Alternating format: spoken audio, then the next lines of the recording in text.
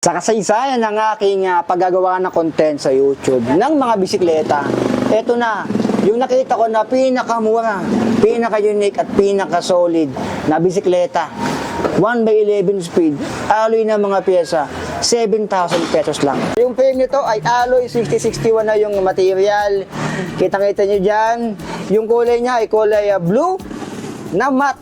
So hindi siya yung glossy type. So gusto ko yung mga ganito mga kulay. Nandito sa down tube niya yung brand niya, Lucky 7. Nandito naman sa top tube yung Explore.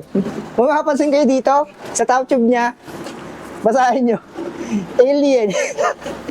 Para sa akin yata ito. Alien, nandito, 3T. Ayan, nakita-kita nyo naman dyan ha. So wala akong kinalaman dito ha. Alien talaga yung nakalagay dyan. Hindi lang yan, meron pa dito. Ayan, Wandering Earth. So, parang ako talaga yan, alien na nagwa-wander sa Earth. Pero itong Wandering Earth, mayroong movie yan. Ipopost sa screen yung movie na yan, Chinese ano yan. Maganda rin, panoorin niyo yung Wandering Earth na yan. Yung kinis nito, kita-kita yung welding, hindi siya makinis dito, hindi rin. Yung head tube nito, tignan natin. Eh, parang straight lang yung head tube nito. So, yung cable routing, tignan natin yung cable routing nito. Sa kanyang left side, may bakanting isa. Sa right side, ayan meron. Ito yung kanyang RD.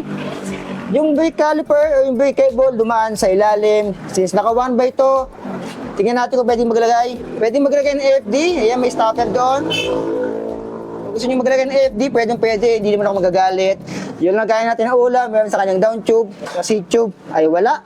Yung minabudget natin ay medium size, size 17 yan ang sinukat ko. And meron pa ditong alien. Ayan, tumitit. So, para sa akin yata talaga tong bisikleta na to, bili ko na kaya to. Pero nila ang kulang. Ayan, 3T star pala. So, yung kanyang FD, wala. Naka 1x, ito ay 34 teeth, alloy na to. 170mm, so lane yung ginamit. Square taper. Yung chain, tingnan natin. D, letter D lang yung chain niya. So, ayan, okay na rin siguro yung letter B na yan. Madama na akong bike check ng ibang bisikleta na yan yung nilagay. And yung RD Sensa, RX11, may ganun po, 1:1. 1:1 na technology. So, meron ako nakitang ganyan dati, sa Diori yata yun, actuation nakalagay dyan, 1:1 actuation. So, ayan. Ito ay alloy na rin yung ginamit na material dito. Sensa RX11, bihira ako makita yung ganito klase ng Sensa na may ganyan. 1:1 technology. Siguro sa shifting na rin yan. Dito naman tayo sa kanyang sprocket. 1, 2, 3, 4, 5, 6, 7, 8, 9, 10, 11. Ito ay cassette na rin. 11. Yung pinakamaliit, yung pinakamalaki naman yan ay 36 teeth. Ito yung 36, ito yung 32, 28. Yun yung mga bilang niya. So 1x11 speed. Napaka-sulit naman ito. Yung kanyang hub, alloy pero ball bearing pa. Yun lang, pero alloy naman na yan. Spokes naman, stainless, 32 pieces, alloy, double wall, yung kanyang rim. Yung gulong, isa pa sa nagustuhan ko dito. Compass, ang gulong na hindi ka liligaw. And Billy Goat, no? Billy Goat, ito yung gulong na gawa sa kambing. 29x2.10. Yung size nito, ito yung 2.10. Ayan. Ito yung 2.10. Fast rolling na rin yan. Sa likod, 160mm rotor, 6 bolts, and quick release na rin sa likod. Nandito yung kanyang post mount and meron siyang freebie na stand. Ayan, kickstand na tinatawag. Sa seat post naman, alloy nito 27.2. Seat clamp, quick release. Ito, ball bearing pa. And alloy na to, kaso nga lang ball bearing pa siya. Single bolt, yung kanyang seat post. Yung kanyang upuan, tingnan nyo naman yan. May cooling system ng itlog doon, may hingahan ng utot dito. Ganito yung mga gusto kong upuan eh. May butas para sa inyong mga patotoy at sa inyong mga utot. Ayan, may cooling system na tinatawag. Sa unahan, itong fork niya, 80mm travel, size 28 to. Yung nga lang bakal pa to, usual sa mga stock na ganito. Kung tayo umasa sa 7K, naka-airport na to. Pero sa ganito sa 7K, yung pangkaraniwan yung iba, hindi ganito, wala itong manual lockout, pero ito meron. Ito yung manual lockout niya, sa kabila yung preload. Yung gulong sa unahan, same lang din. Double wall alloy ring, naka-shredder valve, compass, Billy Goat, ang gulong na gawa sa kambing, 29x2.10. Pag nga pala, yung Wuhan.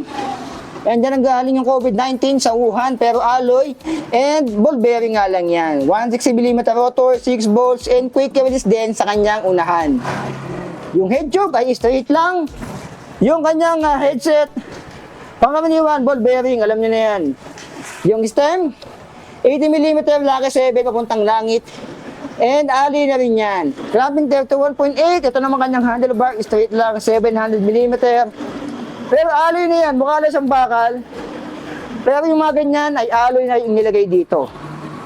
Handle grips, oy, malambot na rin, tsaka milako, no? Ayan. Kabila, meron din. Yung shifter naman, Sensa. MX-11. So, 11 speed. Yung hydraulic naman ito, Sieve Seamers, ito yung napakadami na natin na bar check na bisikleta na Sieve Seamers yung inilalagay. So ayan, si Lucky 7, yung timbang ito, alam ko na yung mga ganyan timbang, nasa ano to, nasa 14.5 to 15 kg, lalo 29mm na yan. Although, may mga, karamihan sa kanya ay alloy na, timbang ito nasa around 14 kg lang siya. Ano pabigat siguro dito yung kanyang 29mm na gulong, karamihan ng pyesa ay alloy na. Lucky 7, Explore. May alien, no? May alien. Pag bilhin nyo to, dahil nyo kayo makahalala. Ayan. Alien. So magkano to? Dito kay Budget Bikes Cavite, unahan na lang kayo dito ha. Sobrang solid dito. Yung gulong nito, Billy Goat. Ang gulong, nagawa sa kambing. Hindi nga na siya naka-airport, pero pwede na yan. Pero sa ganitong presyo, 1/11 speed. Meron ba kayo ibang bisikleta na nakita na ganyan? Ang presyo nito ay tumatalinting. Ayan, yung SRP talaga niya ay 8K. Pero, ang cash na ay 7,500 pesos. Hydraulic na rin yan. So, sobrang sulit na yan ha. 1/11 speed, nasa 7,500 pesos or 7K. Pwede na to. Ito yung pinakamurang 1/11 speed na nakita ko sa market. Kasi yung iba tinitipid eh. Pero ito tinipid. Piling ko, hindi siya tinipid ng ganyan eh. So, hindi lang siya Halotech. Siguro ang upgrade dito yung gawin yung seal bearing. Ito gawin yung Halotech. Nasa inyo kung gagawin nyo pa itong Diore. Ayan. Nakasayin sa RX-11. So, pagin nyo muna yung mga pyesa bago nyo palitan. Para sa akin, okay ito sa 7,500 pesos ha. Hydraulic na rin. And karamihan sa kanya ay alloy na. So, unahan na lang kayo dito sa Budget Bikes Cavite. Yung address nila ay nasa screen nyo ngayon. Ayan. Alam ko, meron dito sa Shopee. Yung Shopee link, ialay ko sa screen. Or sa video description, sa comment section. Kung gusto nyo order ito online. Last na lang yata to. Last na to, no? Ayan, last piece na pala to.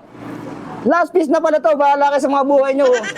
Mag-unahan na kayo dito. Isang peraso na lang to, 1/11 speed na to. Si Lucky 7, Explore. So, swerte na makakakuha na to. Pwede na ito pang matagalan, pang long ride.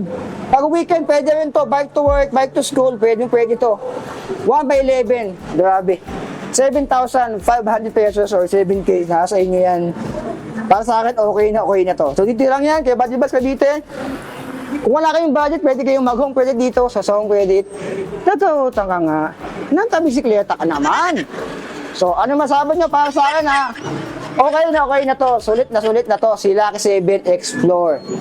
So, comment down below kung para tayo ng opinion. So be it. I love you all. 7.5. Bahala ka sa mga buhay. Maguna na kayo dyan. Signing out.